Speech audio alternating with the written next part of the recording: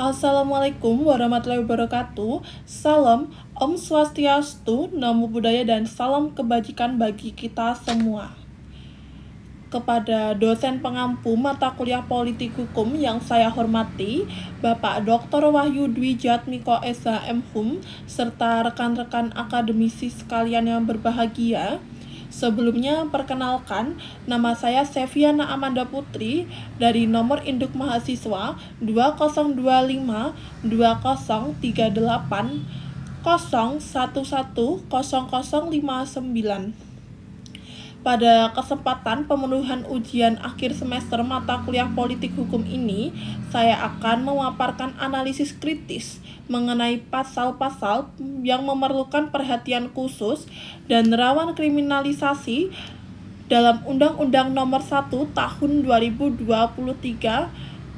tentang Kitab Undang-Undang Hukum Pidana Nasional.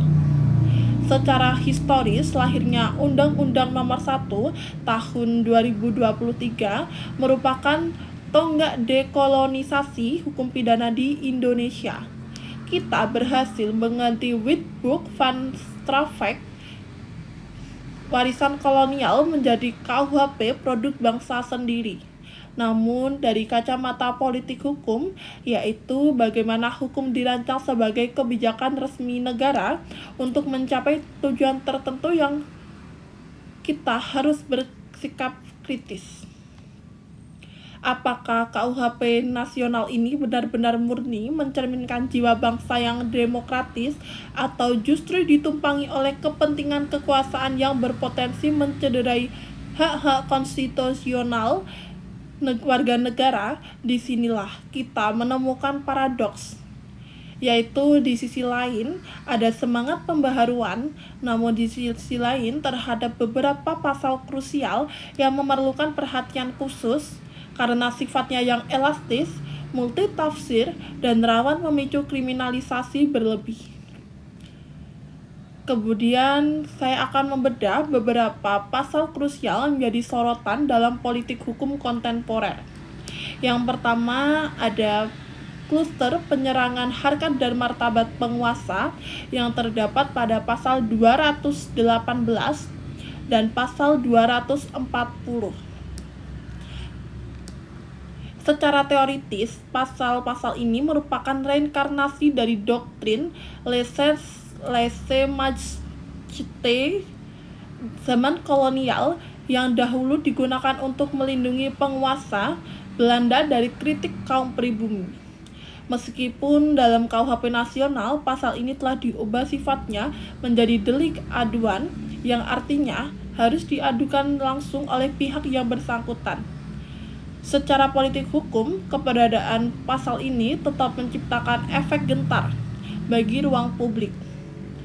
Frasa penyerangan harkat dan martabat serta penghinaan di era modern sangatlah kabur batasannya dengan kritik objektif. Ketika kekuasaan memiliki subjektivitas untuk menilai mana yang menghina dan mana yang mengkritik, maka hukum berubah fungsi dari alat keadilan menjadi alat kekuasaan. Ini merupakan bentuk kemunduran demokrasi yang nyata. Kemudian selanjutnya ada juga kluster kebebasan berpendapat dan penyebaran informasi yang terdapat pada pasal 263 dan pasal 264. Titik rawan kriminalisasi pada pasal ini terletak pada penafsiran kata keonaran. Apa standar objektivitas dari keonaran di era digital saat ini? Ya, tentu saja.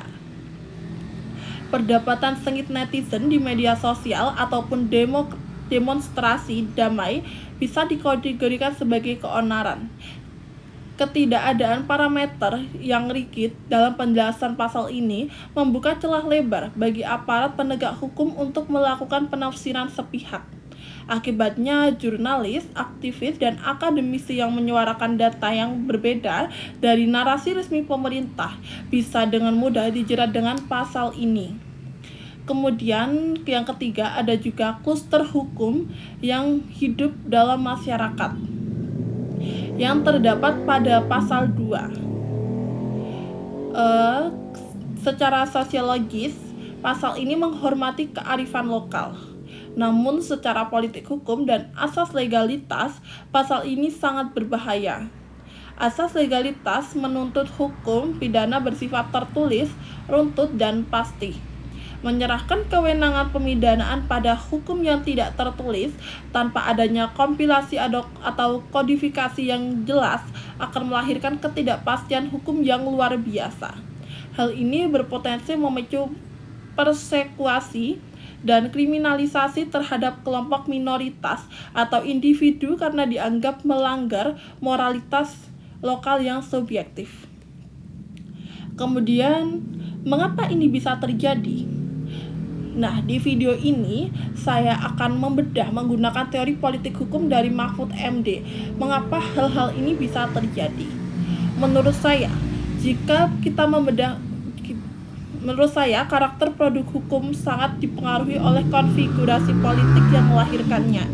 Ketika konfigurasi politik cenderung hegemonik atau elit sentris, maka produk hukum yang dihasilkan akan berkarakter konservatif, ortodoks, atau elitis.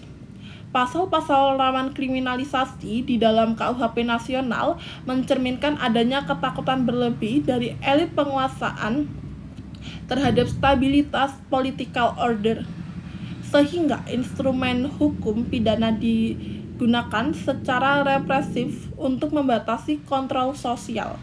Hukum tidak lagi bekerja untuk mengayomi, melainkan bertransformasi menjadi sarana pertahanan rezim.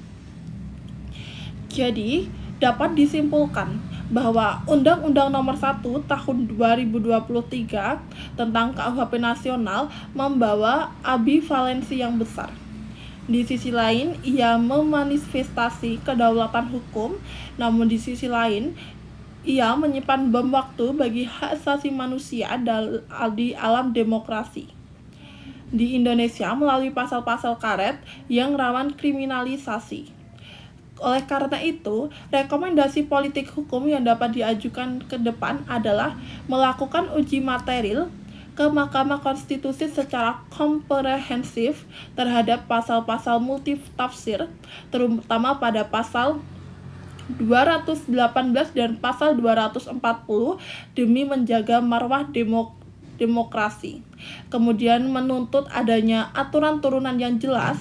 Pemerintah dan penegak hukum harus segera merumuskan pedoman interpretasi resmi yang ketat bagi aparat lapangan, yaitu kepolisian dan kejaksaan, agar tidak terjadi penyalahgunaan wewenang saat undang-undang ini diberlakukan secara penuh. Kemudian yang terakhir ada restoratif justice, yaitu memastikan bahwa implementasi KUHP baru tetap mengedepankan pendekatan keadilan restoratif, bukan pemidanaan yang bersifat penghukum semata, terutama dalam delik-delik yang berkaitan dengan keabsahan berpendapat. Hukum harus tunduk pada keadilan, bukan keadilan yang ditekuk demi kepentingan hukum yang represif. Demikian pemaparan analisis politik hukum dari saya, Seviana Amanda Putri, untuk ujian akhir semester ini. Terima kasih banyak atas perhatian yang diberikan, khususnya kepada Bapak Dr. Bayu Dwi Jatmiko SH.M. Hum. Mohon maaf atas segala kekurangannya. Akhir kata, wassalamualaikum